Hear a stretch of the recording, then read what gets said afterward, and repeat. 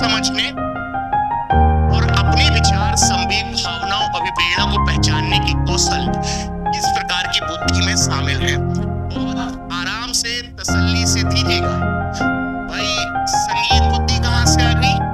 ना तो यहाँ पे हारमोनियम है, ना तो सितार है, ना बैंजो है।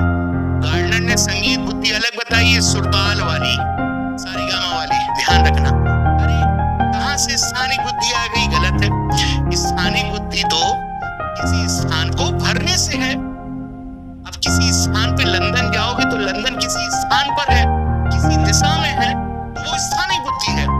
इस कागज पर रंग से पेंटिंग कर रहे हो, भर रहे हो, ये भी स्थानिक बुद्धि है। दिशा और स्थान से स्थानिक बुद्धि आती है। जबकि यहाँ पर तो खुद को जानने समझने की बात की गई है। इसलिए मैं चाहूंगा आप सी विकल्प लगा लेंगे तो बिल्कुल सही है, क्योंकि सी विकल्प अगर किसी से है तो स्वयं से संबंधित है, और स्वयं के लिए हमेशा अंतरा व्यक्ति बुद्धि का इस्तेमाल किया जाता है। अंग्रेजी में जरूर ध्यान रखिएगा, इसको हम इंट्रा पर्सनल के नाम से जानते हैं। कभी कभार आप अकेले में बैठकर अपना आप आत्म मूल्यांकन करते हैं।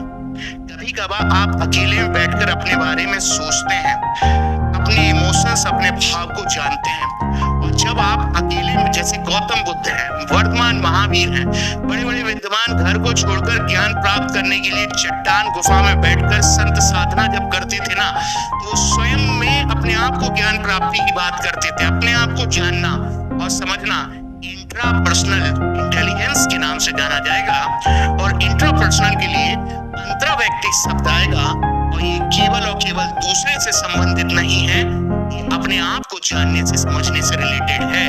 और देखो कितना मामला गड़बड़ा जाएगा। यहाँ पे अगर एक डंडा हटा दिया जाए तो ये अंतर व्यक्तिक हो जाएगा, और जब अंतर व्यक्तिक हो जाएगा तो ये स्वयं से नहीं, दूसरे को जानने से, समझने से हो जाएगा। यहाँ तक आप